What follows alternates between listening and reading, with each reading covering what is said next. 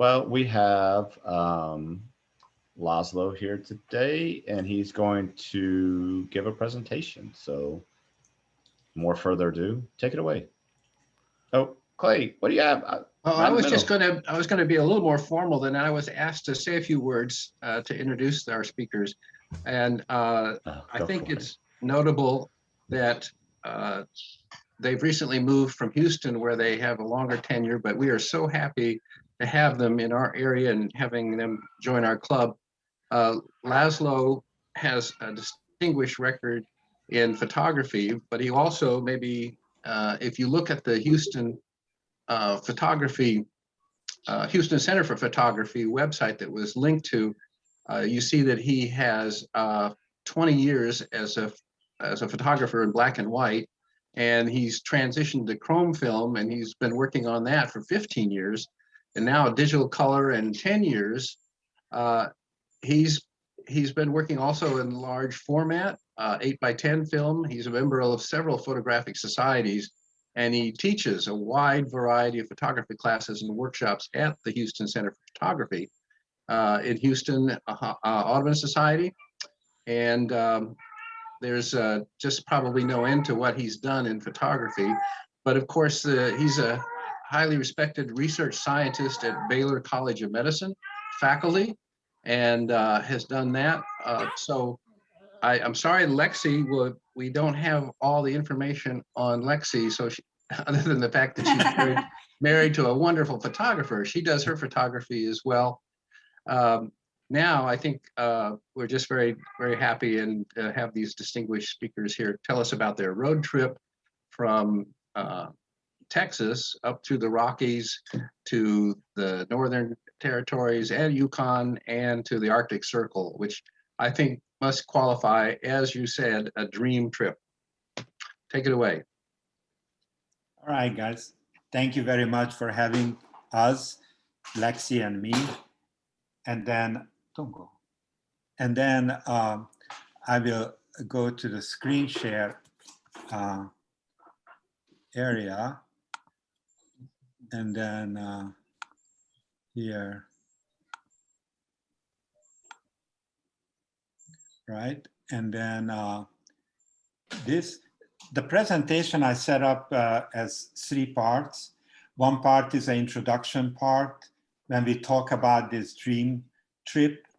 And then there will be a slideshow with music and then very little commentary. About 380 slides will run in dissolve mode with music. And then if we will have some time, we will see, we may show some black and whites, which I photographed there.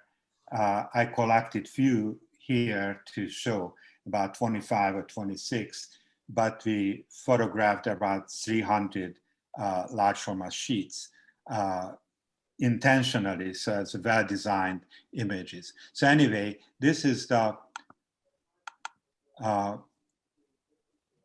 first thing. So the journey from dream to reality. So first we had to do a lot of preparation, and then myself and Lexi, my wife, did it. To introduce just Lexi, we met about 50 years ago, and we married 40 plus years ago. And then we met in the research lab, and then she made the most beautiful pathology slides for me. And then she loved nature as I loved, so we hiked a lot, and then we started to photograph together. So addition to the research world, which I was involved for a long time, and we came here together, Baylor College of Medicine invited, and Lexi started to work with the Dempster Associates as a histology technician.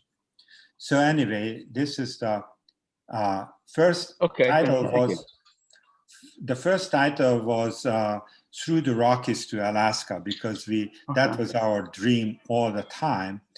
But finally, the presentation title is Two at the Arctic. But if we look at this slide,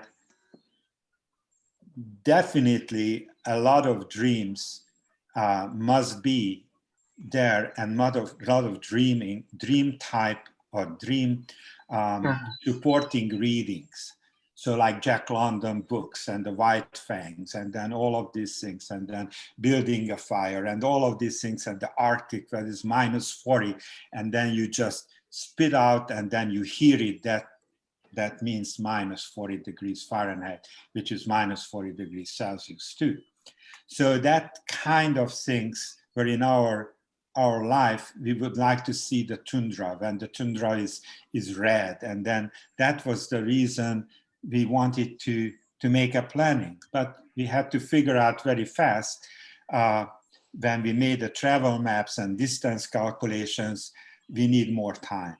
So that is just no way to do if you have to work and then you use the vacation days. So finally we decided, let's postpone the trip, make a design and then preparations, and then our retirement happening immediately after we start the engine. So that was our plan. But before we did this, we had to do a lot of, and if anybody would like to do a kind of expedition like we did, you need to check the time zones, the weather reports, a lot of emails back and forth, and the route conditions, and then contact with the ranger stations, and then many other places, check the camp reservations, and then check where can you boondocking, when can you stay overnight in a parking, or you cannot, or whatever you can do, because after, when you are in the Yukon and north, is nothing around 3,000 miles or 300 miles least distance. So you are really alone. I remember when we were in one of the Yukon station, and then the ranger said, you can go anywhere where you want. You don't need any permit. You have the permit. But make sure you will not get any help, because we will not able to help you. So you are completely alone. So after this, I made a very, very detailed travel itinerary. And then I planned my travel journal. And then we had a small recorder. And then I dictated all the time what happened with us, because our goal was to make a book from this, and then so more and more presentations. First, when you want to do a remote area, you need an off-road 4x4 vehicle designed for off-road. It's not just written on it off-road. You need a real 4x4 and differential lock and all of these kind of gizmos on the vehicle, and strong enough, which able to pull a off-road trailer. So we tested our off-road vehicle in the East Coast area. We made through the Appalachian, and then worked very well. And then we purchased this off-road trailer, which we tested in the Palo Duro Canyon. And then we were very happy and satisfied with all of these things. The other information is very important. Where can you get gas? And then where can you get propane? The propane is important because you need heat.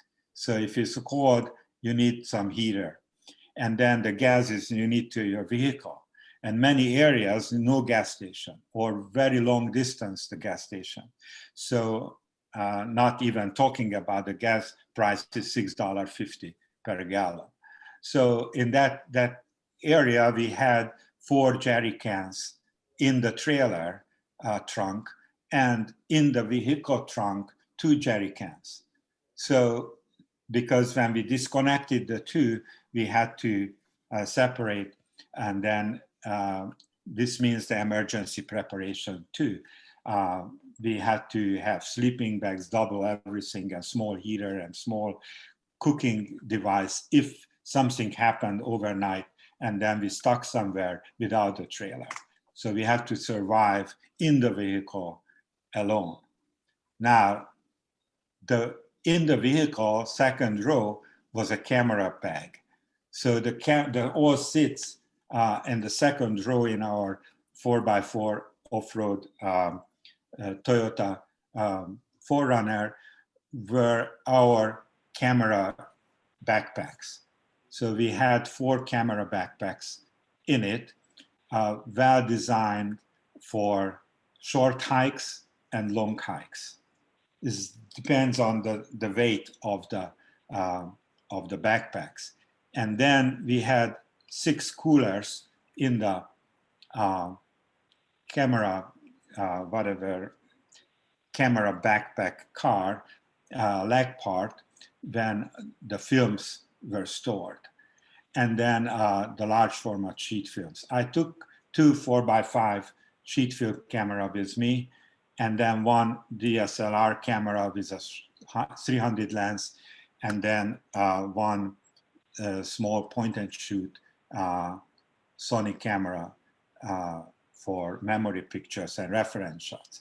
And Lexi took 2 backpack, 1 with a DSLR Nikon with the 7200 and the wide angle zoom, and then a lot of cards. And then she had the wildlife backpack with the 200-400 Nikon lens, and then some extenders and whatever. So you need to think through really seriously, how can you support yourself with electricity? How can you charge this one? So we put a solar panel to the trailer that provided in sunny days charge with 2 very strong battery in the trunk, which was able to give us enough power for charging the batteries and the light, not enough charging for cooling, but the propane, 2 propane tanks in the trunk provided enough power for heating. So that was, here is the trailer which we had. This is an A-liner, is a pop-up trailer, so you can close it down and then you can open it up. And then I put a Thule box on it. So I redesigned a little bit the trailer, and then that contained all of the electric supplies and the propane supplies and a lot of tools. And then next to it is the 4x4. Inside the trailer, you can see this was all 3.5 months our sitting area where we were able to eat or read or do something. And then 4 people very barely can sit, but 2 is perfect. And under every piece of space was designed for storage. And then the right side is the bed, and under the bed a lot of stuff was there. And then the right side, that is a small sink and what is this, a cooktop. This is not, don't read these things, but just I want to show you, this was the itinerary for 300 something days, or whatever days you plan to do, or 100 days. The day number, the date, the where from to locations, and the roads and all of the others, and what is the driving mileage possibilities, and where will you stay. So this is a very well thought and confirmed. On the green means confirmed states. So this is just an example page of the long list of this. So first we started from Houston through the Rockies. So that was the big deal, because our dream was go through New Mexico when Rockies starts to Colorado and Wyoming and Montana, and then up to British Columbia, and then up to the Yukon. And then from the Yukon goes to the Northwest Territory border. That's the Arctic Circle passing already. And then we had to come back. We will see what reason, because that was terrible stormy weather. And then a 18-wheeler slept off from the road, and then which contained gasoline, and then they closed the roads for 4 days or 5 days. So we had to, we were almost there, but we had to turn it back. Because we couldn't wait Couldn't wait the whole or open the road again. Because we wanted to go up to here, to this area. But we, from here in the Arctic Circle, in this part, in the Yukon, we had to turn back. And then this is Dawson City, this part. And from here, we went through the top of the mountain, top of the world, heavy mountain road to Alaska. And then from Alaska down, and then up to Fairbanks, where is this arrow connections. And from Fairbanks, we went up. From here, we went up. The arrow shows backwards, but we went up, passing the Brooks Range, which is the Brooks Range is about here. And then that is the Arctic National Wildlife Refuge. And then from here, we had to turn back. And then the Arctic Circle is about here. And then we went down to Anchorage through Denali National Park and Denali State Park. All of these areas contained national parks or state parks and wildlife refuges. And then from here on the southern part, we went out. St. Elias Mountains National Park is just breathtaking. But you need to fly there or you need an off-road vehicle. And then from there, we went through to where are the bald eagles, and then came up and down again through Canada, British Columbia, and then we wanted to go back almost the same way through Idaho and Wyoming, but the weather conditions were absolutely strong snowstorm in that area because we were in end of October. And then through Washington State, we went through the mountains. We hoped no snowstorm, but in the middle of the snowstorm, we passed the mountain. But after we went to the sunny Oregon coast and then sunny California, and then back on the southern part to Texas. So that was 15,469 miles. So basically, this is my rough plan. And then what did we do? And then I would like to show you after this. And of course, if you have questions, please collect. And then after the slideshow presentation, I'm more than happy to yes, Clay, please. Oh, I don't hear you. Clay is muted. Just a quick introduction in the sense of what motivated you initially to undertake this incredible trip. Is it something other than just retirement, or was there something else? No. The dream was because we photograph all of the national park, not all, but the plan is to photograph all of the national parks in the US. And then we are about more than a half, we finished, but a lot of areas were in the north, which we were not able to reach during the vacation time. Washington and all of these states needs a 3 days or 4 days trip to there and to back. So we can't fly with this camera gear what we have. So we have to drive. We carry 4 heavy tripods and all of these things because every photograph was taken from a tripod.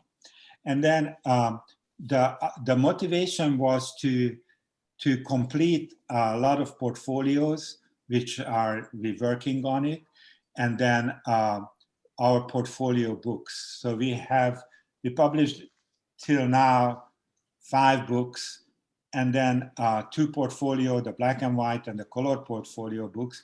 And I'm working on the black and white portfolio volume 2, which is basically these national park coverage. And then the Rockies, we photographed a lot up to through Yellowstone to Glacier, but we reached Banff and Yoho, but not farther. So the plan was to expand this kind of beautiful areas, and then, of course, to see what's going on in the Yukon and then real north. And that's part of it, just some kind of romantic reason. Yes. Because it's very nice to see Alaska and the Northern Territory. So not too many people can go there. So it was a dream to see, and it's another world. So if you have a chance to go, not to go with a cruise to see the glaciers going in the water or whatever, that can be nice, but you won't get that feeling what we got when you are in a place where no people around you for hundreds of miles. And you just can imagine how people live there, because there are some small towns and some small villages where people live all year long for years.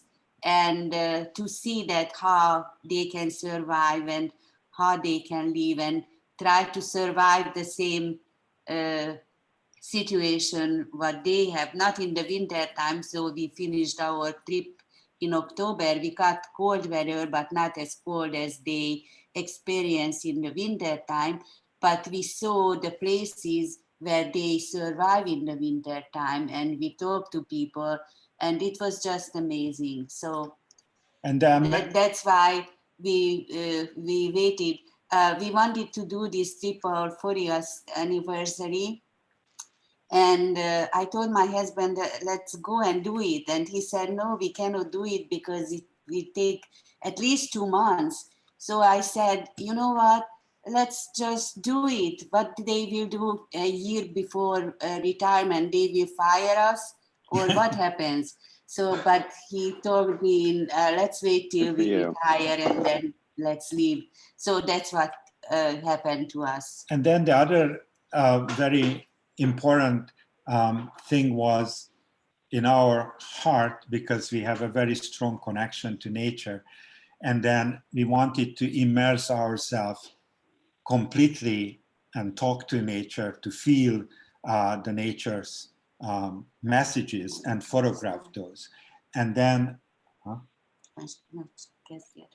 the other important thing is how those people feel each other and how those people respect each other. And that was amazing how they talk about the First Nation and all of the other who lives there. So, and then they really, really friendly accepted us when we talked, and then we were there. So super good experience. Okay, so let's see the slideshow, and after, if we have more time, let's talk.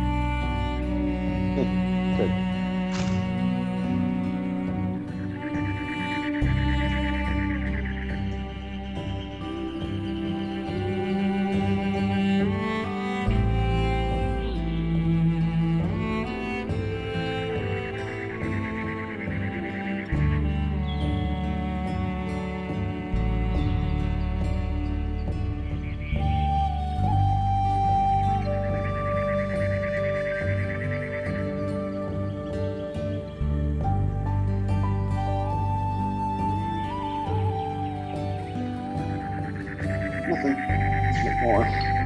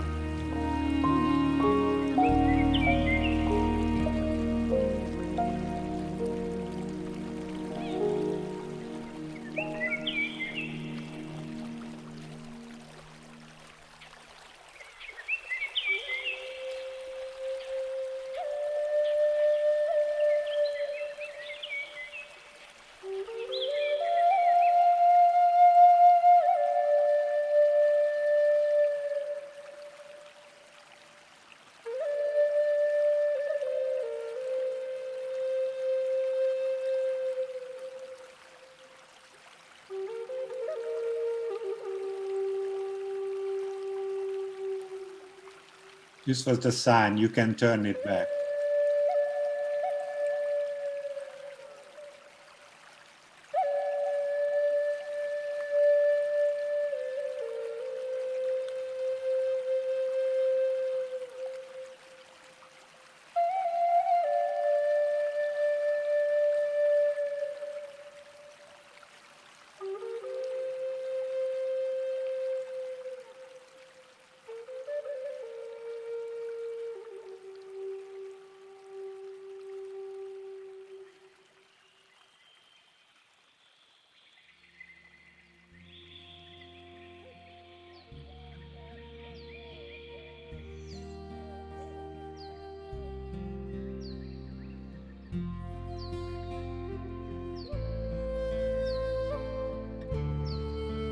The northern lights visible only from mid-August.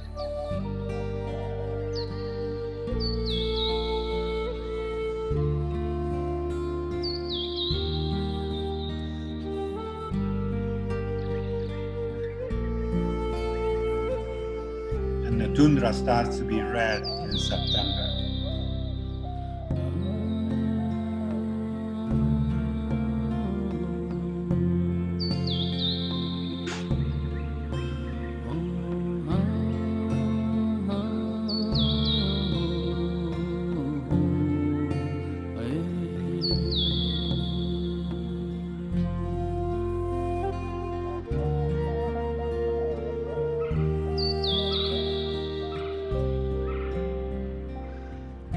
See no trees.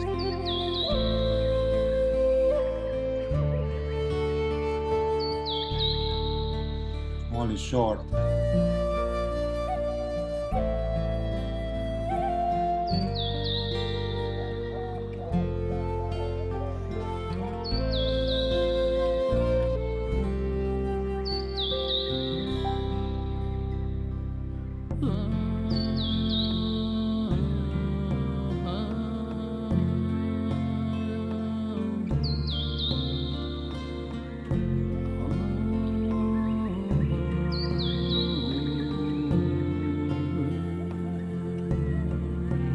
They closed the road here, so we have to turn back.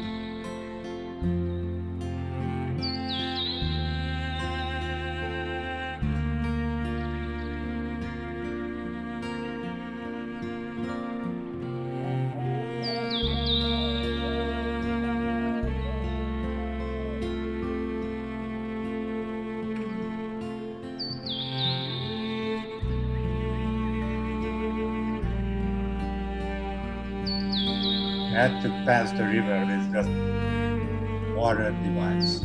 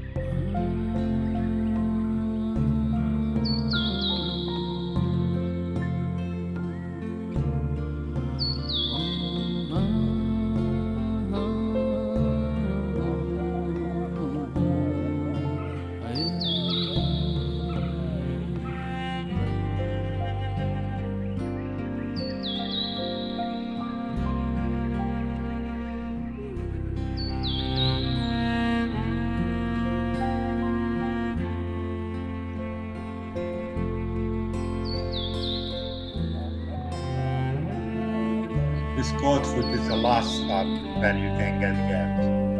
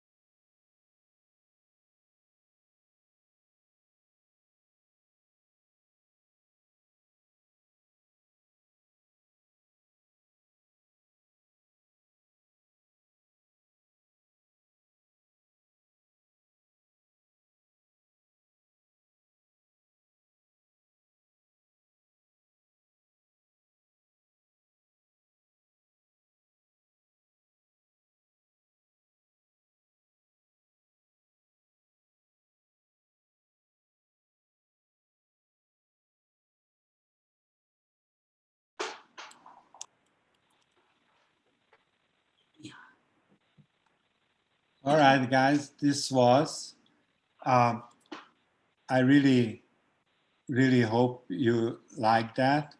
I think the time is flying, so I don't want to put more slides from the black and white. If you have more questions, I can be happy to answer, and then next time we can show the black and whites. If you have time, I have 25 black and whites selected, few areas from here just to get a taste. I photographed around 300 sheets, still in the process, and about 60 rolls of 6x9 120 films. And then those are color negatives. These are black, the 4x5s are black and white negatives. And then, so if you have time, I don't know, I just please. Yeah, I'll watch. Yeah, Do we have some time? yeah, definitely. That's great. Okay, thank you very much. Just Yeah. But if you have question or something like this, you can ask and you can stop anytime. So Laszlo, I want, yes, what were specific starting and finishing dates? let me go back from here. I'm sorry, share, and then I go back from share to stop share. Yes, please. The question. What day of the year did you start and finish? We did it in we retired June 15. July 15 we started, and then that was 3.5 months. Okay. And then We were back in end of October. Yeah, early November. So we were in a really bit hurry to come back in early November because I got skin cancer, and then Lexi's boss cut it out, so had to And not be there in just this time. but with this whole preparation, we were very careful, but I didn't read very well the Bible of the Alaska trip, which is the my post.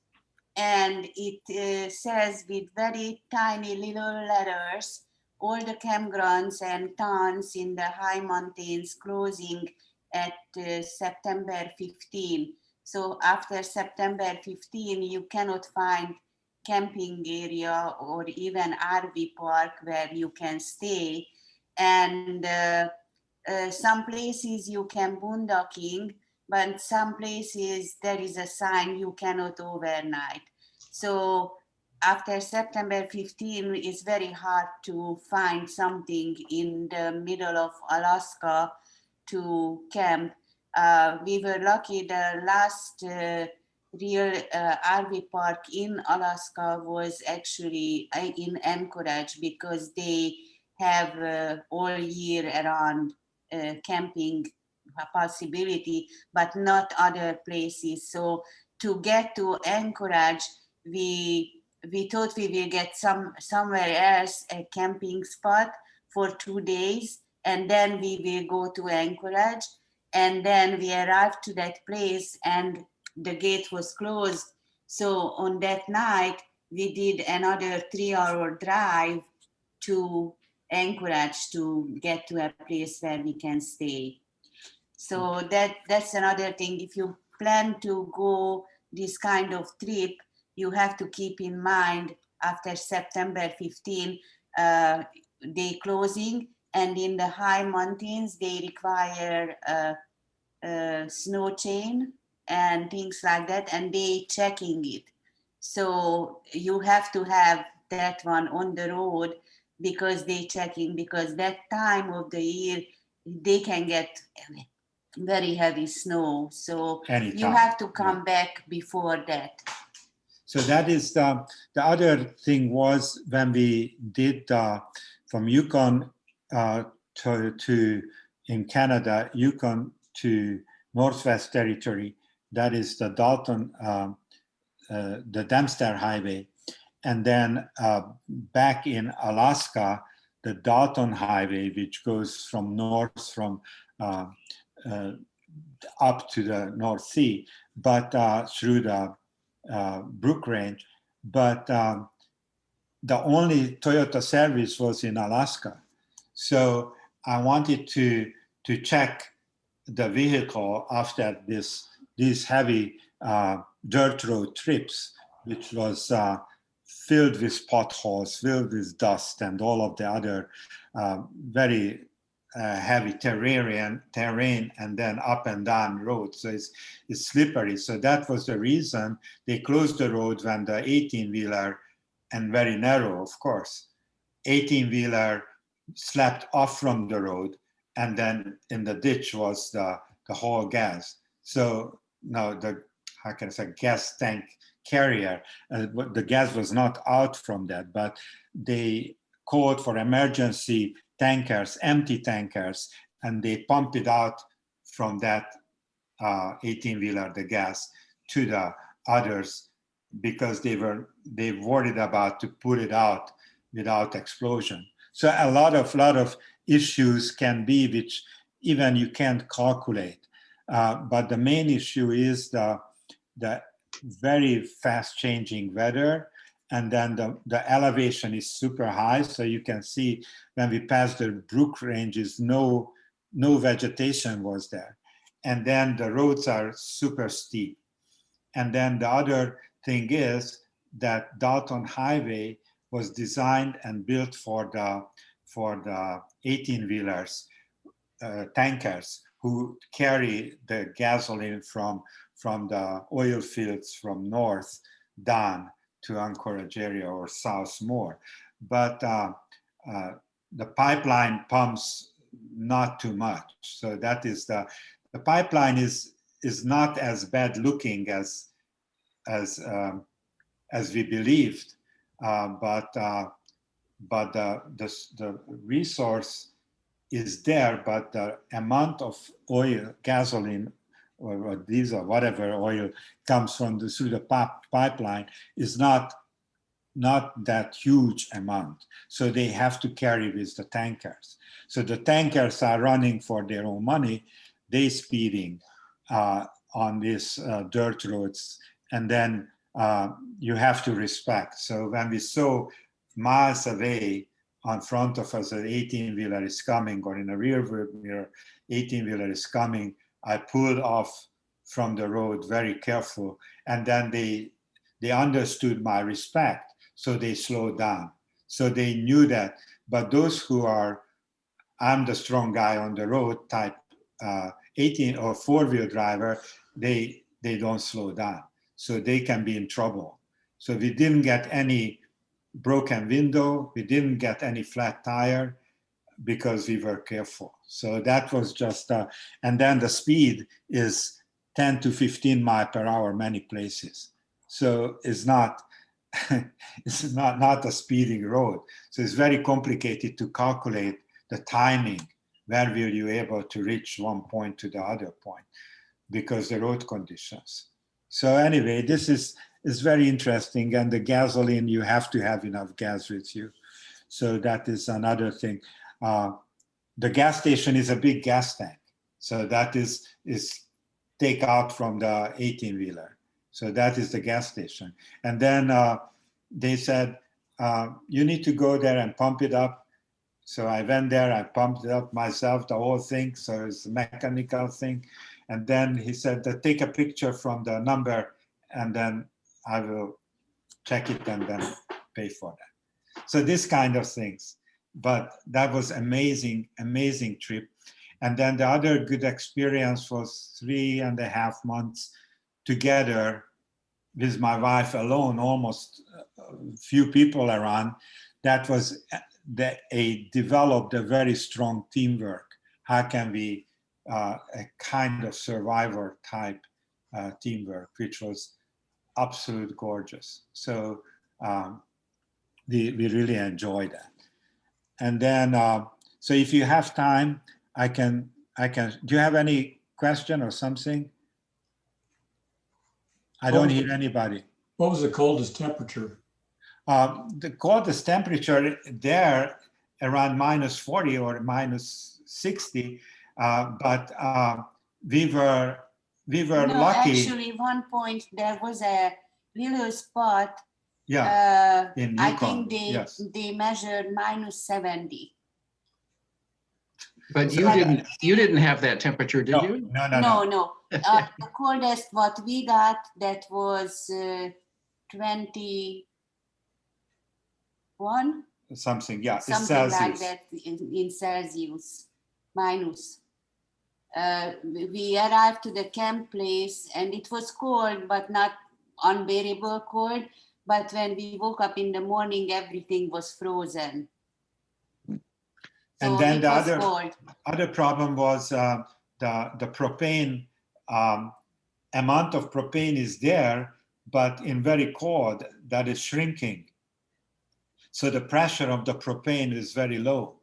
So that was another issue which we had 2 full tank, but still that was, I felt, is not enough.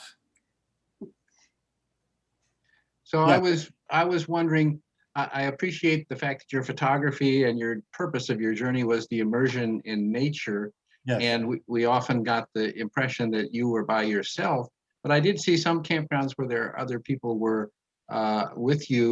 And I was tickled by your sign on the back that says just retired instead of like just married.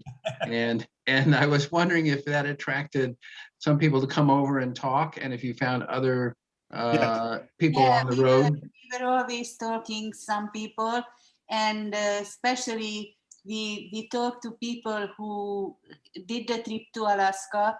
We got some Good advice from them.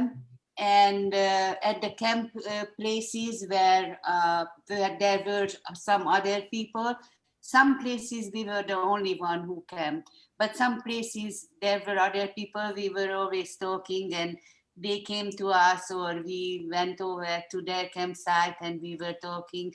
So it was very, very friendly, and without any politics, we enjoyed each other's company.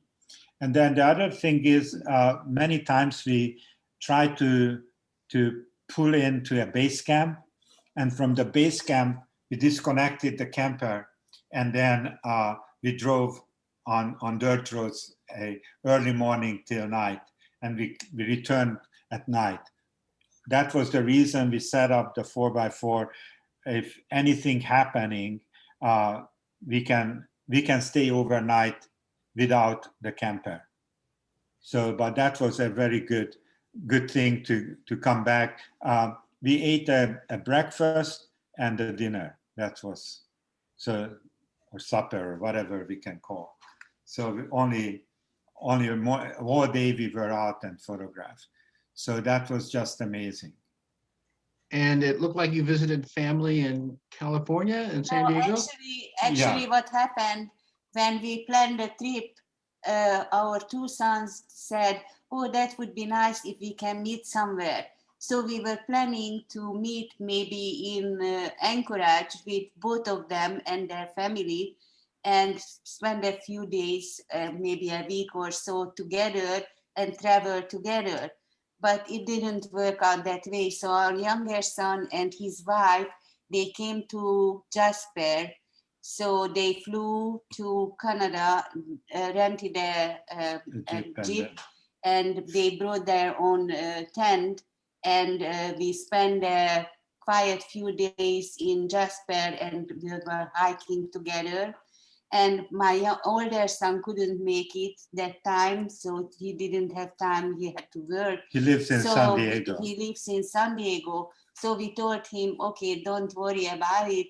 We will drive down to San Diego and we will meet there, and we can spend time together in San Diego or around San Diego, and we can have some family time together. So that's why when we arrived to San Diego, we camped there, and his apartment, his condo is very close to that camp area.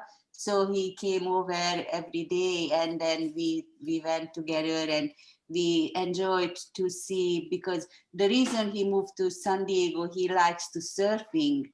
And so we went together and we visited his favorite surfing spots, and I took some pictures, and he showed us a lot of interesting places in San Diego and around San Diego. So we really enjoyed that. That was the family time. So that's what happened. Didn't work out the way we all wanted, but it worked out very well. Yeah, so that was but the most important thing was the deep connection to nature, which we already have, but we felt more that connection when we were alone in the nowhere. So that was just peace and quietness, no cars, nothing. So because just no road, so just we had to hike, and then the animals around us. And like, because of the weather conditions, when we were driving back, we had to change our route. So finally we ended up in the North Cascade. We never been there, and we always wanted to go there, but it was so far to do it in the regular vacation time. So we were happy to go there. And then we got the worst weather there. It was raining all day, all night, but we still enjoyed it. So we went out hiking with raincoat and things like that. We couldn't take too many pictures there because of the weather, but we decided we have to go back there and take pictures because it's just amazingly beautiful. So things like this happen, but we still enjoyed it anyway. But the other, and our camper worked out very well. So we were not hot in the hot weather because the air conditioner was working, and we were not cold in the real cold weather because the heating system worked very well in this little thing. So we were happy to have that little camper. We didn't want to have that big, everything in it, big camper. And it just worked out perfectly. and then the other, yes, sir. Clay? I thought you were wrapping up. I don't want to, it is not that late, but if you would like to show some black and white pictures. Quickly. That is just 25 selected from, so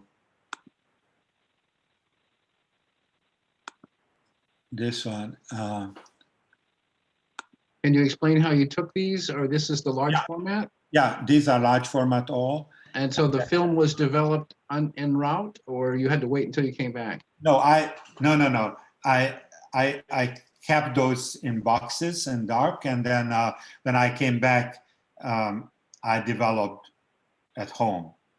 So all of the 300 sheets, not in the same day, but slowly, about 2 runs, so 20, I was able to do a day.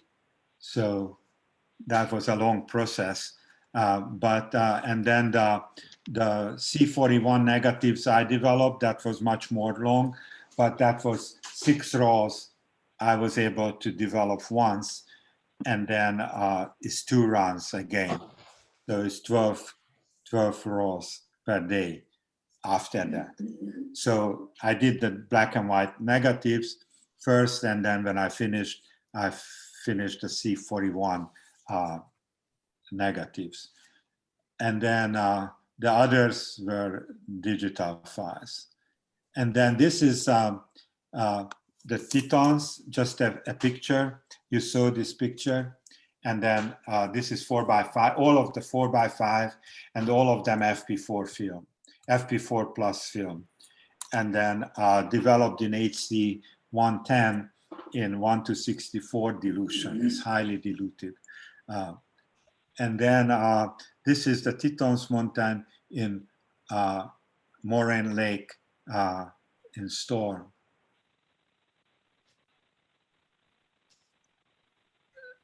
This image was taken at the Earthquake Lake.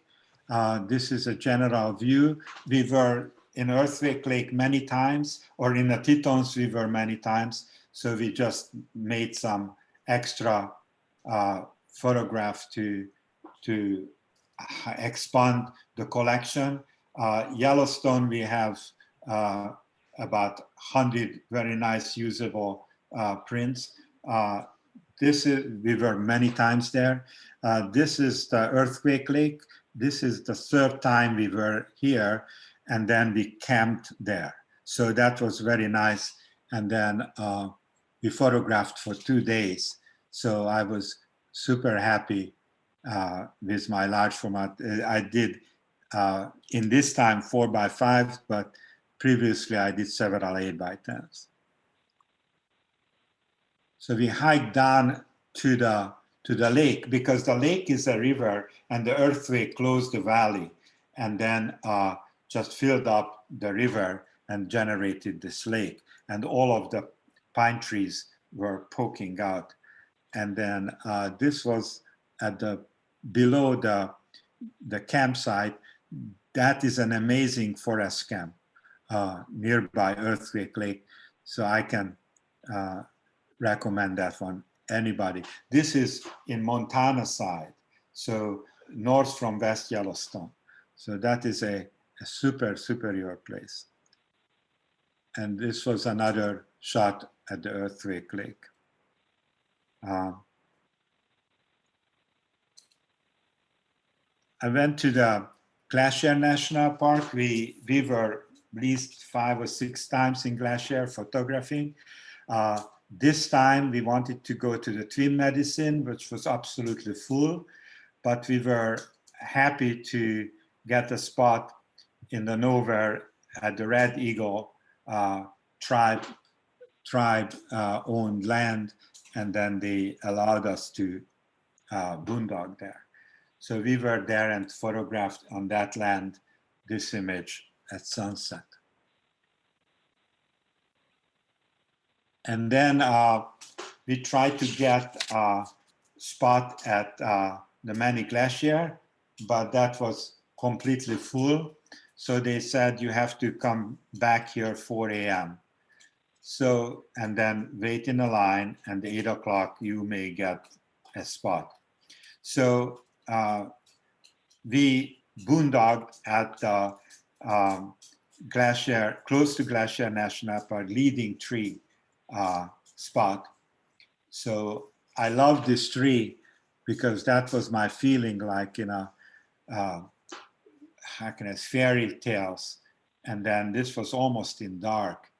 So I was super happy when I set up and then made a several minute exposure time for this. This is in the Glacier National Park. As one of our favorite is the Fisherman Cap Lake, because all the time we were able to photograph the wildlife there. So we saw many times the moose there, and the moose with baby, and the grizzly came, and the moose running. So a lot of good spot. And then about 12 or 14 years ago, I was a wildlife photographer. So with long telephoto, but I saw the long telephoto and then 4x5 and 8x10 only. But Lexi remained wildlife, and then she did outstanding images from the moose in the water, drinking, eating, shaking their heads and whatever. And then I photographed this one, is almost in rain. So it just started to sprinkle. This is the Wilburn Creek. And then this is in Waterton National Park, which is north from the Glacier National Park. This is an expansion in the Canadian side. And then this is called Waterton Peace Park, and then called Cameron Falls. So I like the shapes and the forms, and then the movement of the water and the texture. And then that was in rain. It's not heavy rain, but sprinkling. So under umbrella, I use the 4x5. I was wondering if is it full negative or cropped in some way? No, it's full negative. All is full negative. That's the reason we're using the 11x14 format or on the prints, and then the 4x5. This is the 4x5 ratio. I don't crop the images. So I made, how can I say, under the dark cloth, I have a strong communication with my image. So I click the shutter only that time when I feel the image telling me you have to click. So this looks like funny, but this is my strong connection to nature. Nature is my best friend as I can breathe together. What So, is your digitization process? I have a Yobo processor, and then I processed in advanced tanks, and then after the negatives, I scan these negatives with it's a flatbed scanner, but fine-tuned for scanning, wet scanning procedure, and then it's not drum scanned, but I wish to have a drum scanner, but I don't have. But this is the result, and then I process in a Photoshop using the NIC software, the SilverFX Pro 2, and then because it's negative, what I'm working on it. The black and white negatives I scan as color, so I can select the sharpest layer. So that is the trick, and then I convert it that semi-color negative, black and white negative, colored negative in the SilverFX Pro. So that is the procedure. And then we print two sides. One is the 11x14 and the 16x20. So I don't print anything more. The other thing which we do, that is contact printing the 4x5s. So I'm working on the salt printing process and then the platinum printing process. So I will do the 4x5 negatives as an 8x10, how can I say, 11x14 matted 8x10 opening, so the brush strokes will be visible. So that is the plan. I'm sorry, did I answer the question? Yes, thank you. This one was at the Banff National, no, that was in a Yoho National Park, the Takaka Falls. This coming out from the upper lake, we were not able to climb that rock back, but this through the upper lake to the lower river and lake, we photographed this falls, which I really liked as the wind pushed a little bit the water. This image in Jasper, the Athabasca River, early morning, I went out and then this is rising sun. The sun just came out at the upper left corner from the mountains, and then it's heavy fog. And then about 10 minutes later, when the sun was out, the fog disappeared. So I was very lucky to capture that image because I set up about 20 minutes. This is the Jasper, the Malign River. And then I liked very much as the river started to be rapids and then turned. So it's made an S curvature. And then I was at the lowest S curve. And then I like the side lit or backlit images, so you can see almost all of them in that lighting. Early morning again, before sunrise. This is the Purdan Lake. When the sun was out, again, this ground fog or water fog disappeared. But I love this very, very nice motionless mirror lake. This was after rain, or just the rain stopped, and then I photographed this, how can I say, raindrop covered ferns and then vegetation.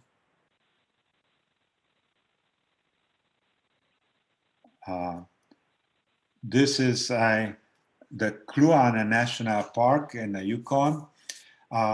Amazing slope was before the river, and then I really like the patchy wildflowers on it, and then the amazing clarity of the mountains.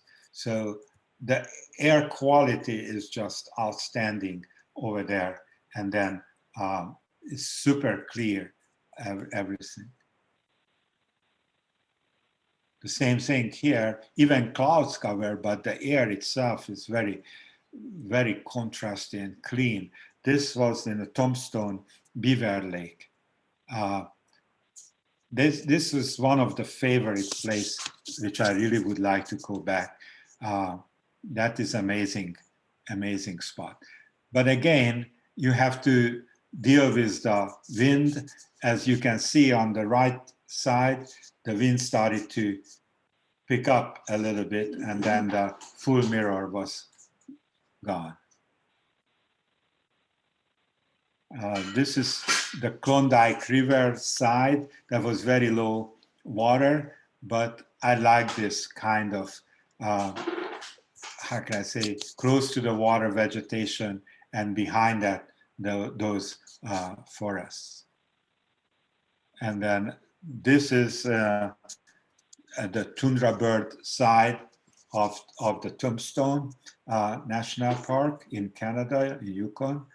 And then I was really amazed how this permafrost was able to hold this kind of low vegetation and relatively massive vegetation.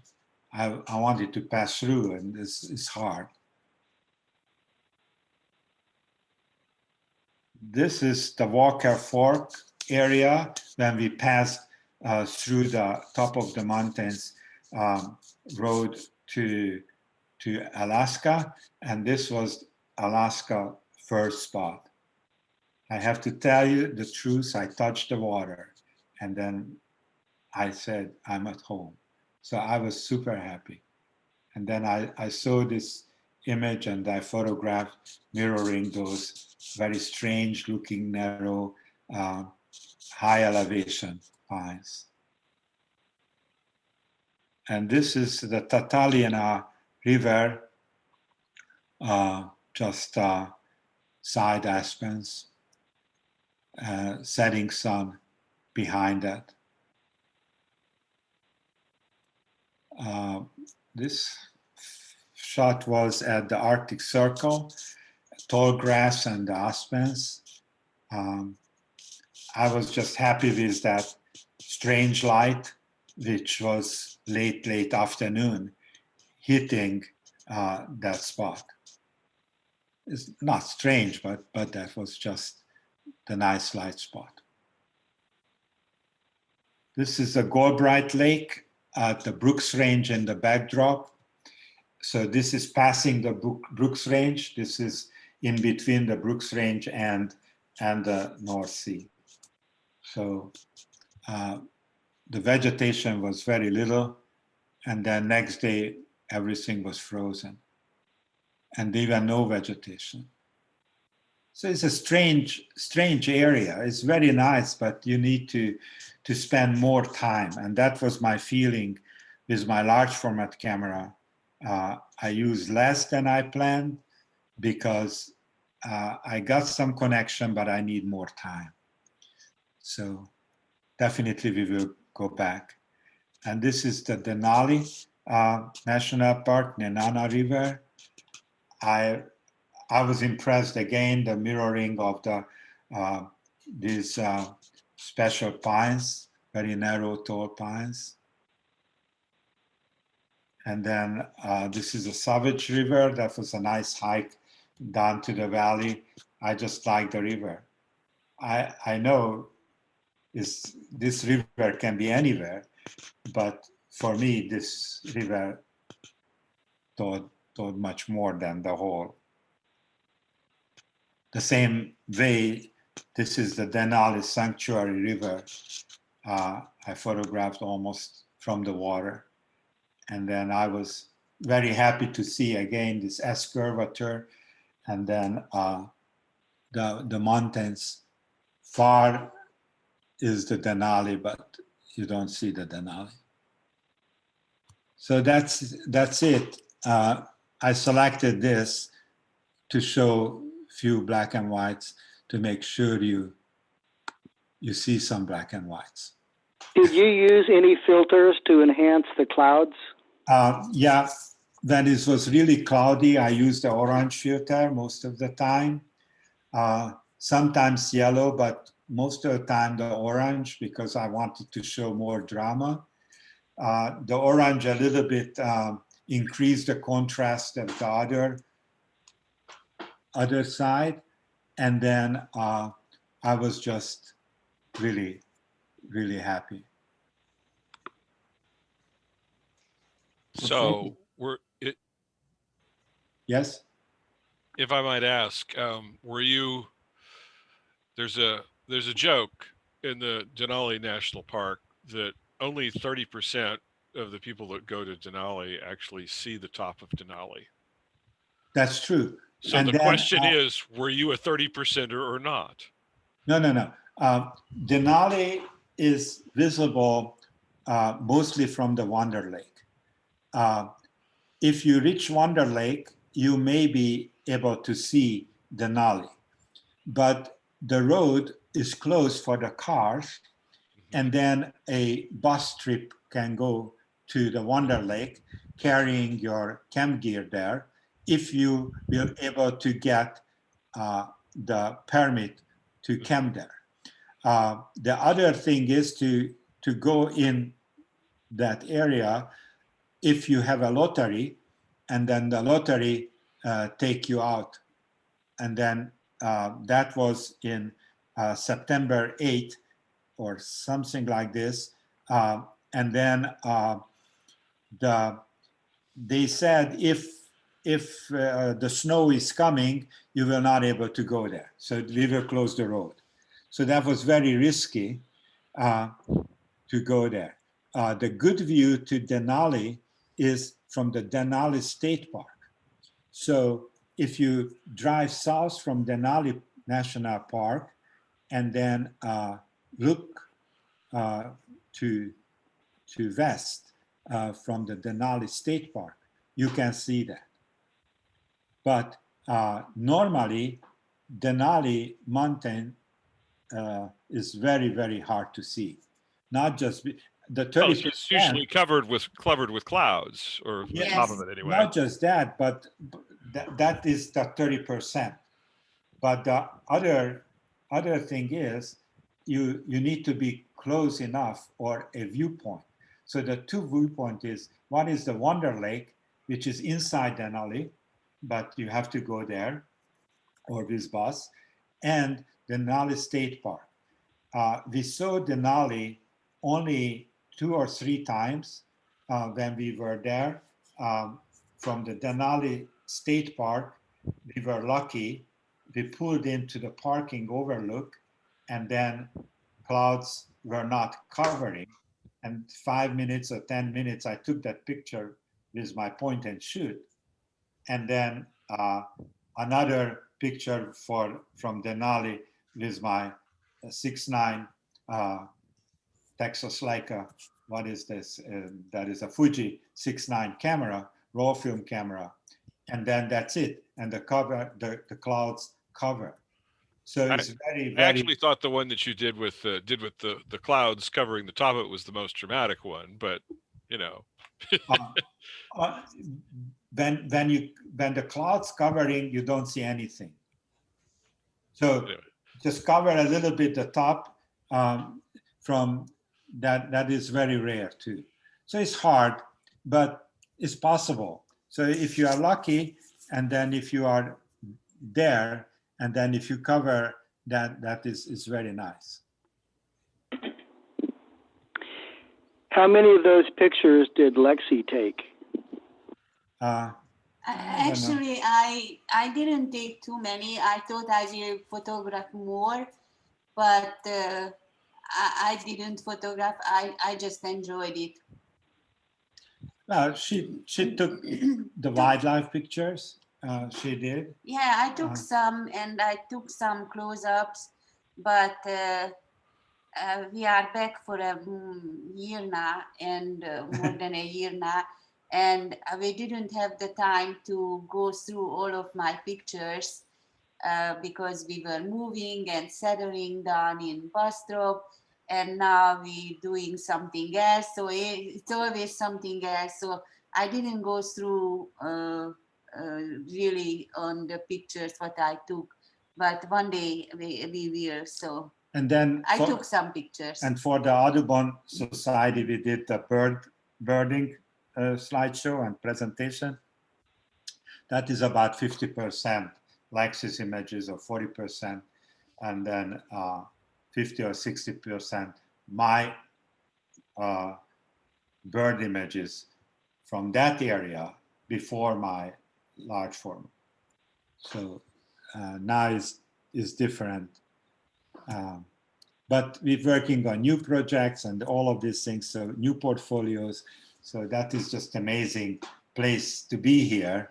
And then, so the old stuff is pushing back all the time, but getting there. So we made the slideshow and the presentation, and then slowly I'm working on the black and white negatives. So that's it. Another question?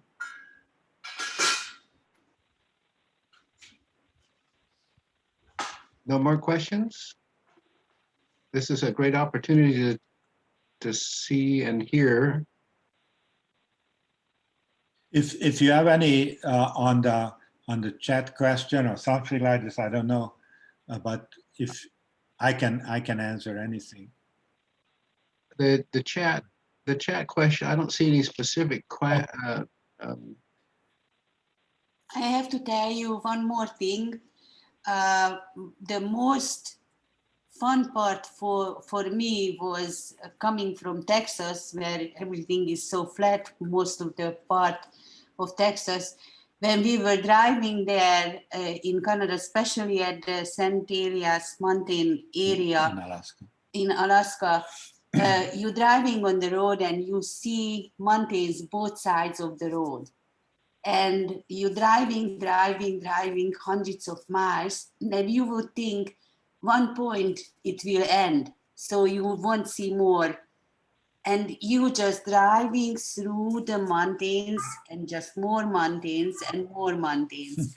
So it was just amazing. If you're not driving there, you don't see that.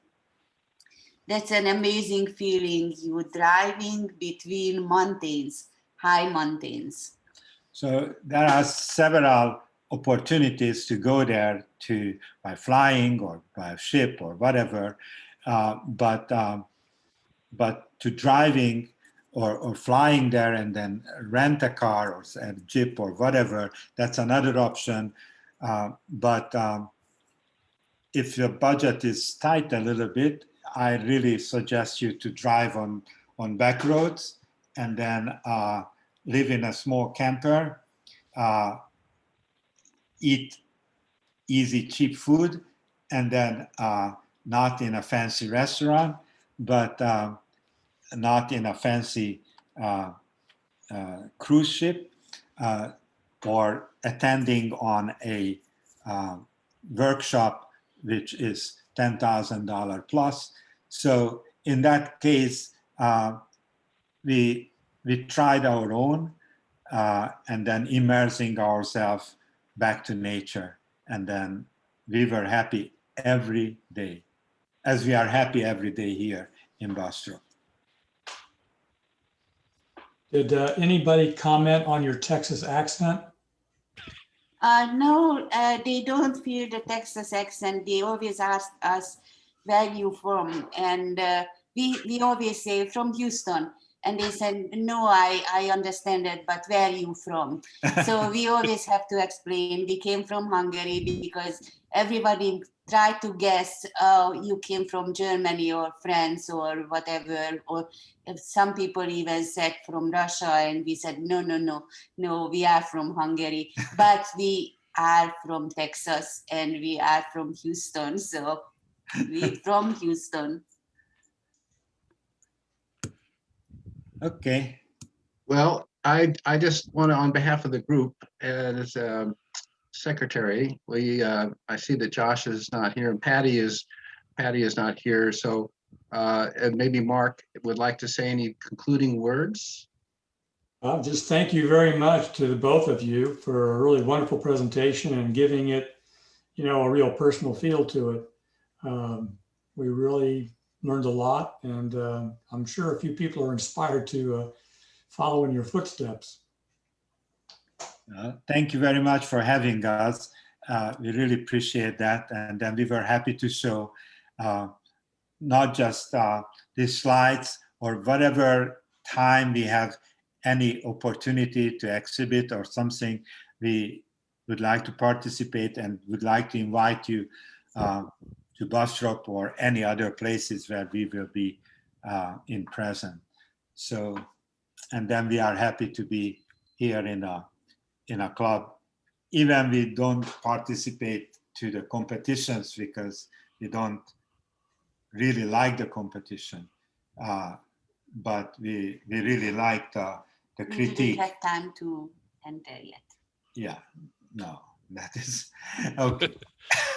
Well, So anyway, we know that it's a journey, and you took a magnificent journey once in a lifetime, and we can be inspired by it. What I found so meaningful was that you've worked hard to share it with us and so many people, and we really, really appreciate that. Plus your artistic, photographic sense of design and vision is just raises the bar even more. So thank you. and if someone would like to visit that area, we are more than happy to give our more detailed experience or advice or whatever, and then suggestions, which would be very useful, because we did a lot of research for that, but we found a lot of new things ourselves. So we were very, very happy there. And then in the dream list, we would like to go back, of course, with a large camera, taking more. So that was to give more time to photograph in a large format. So that's it. Okay. We're working on it.